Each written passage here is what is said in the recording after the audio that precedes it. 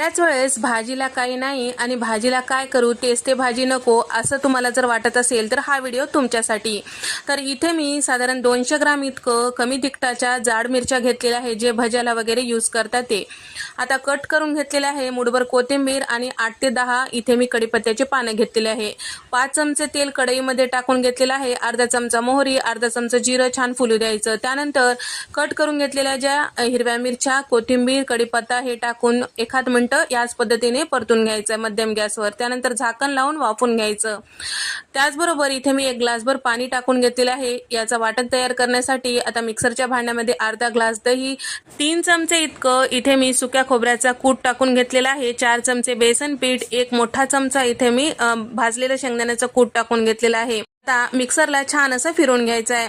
आता इथे पाण्याला उकळी आलेली आहे। अर्धा चमचा हळद, 1 चमचा धने पावडर, अर्धा चमचा भाजलेली जिऱ्याची पूड, अर्धा चमचा गरम मसाला, 1 चमचा साखर, चवीपुरतं मीठ, तयार करून घेतलेलं वाटण टाकून घ्यायचं।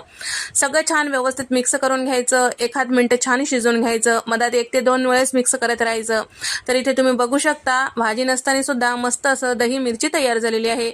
भाकरी सोबत, चपाती सोबत अप्रतिम लागतं। तुम्हाला हा व्हिडिओ आवडल्यास व्हिडिओला लाईक करा, शेअर करा आणि सबस्क्राइब करायला मात्र विसरू नका।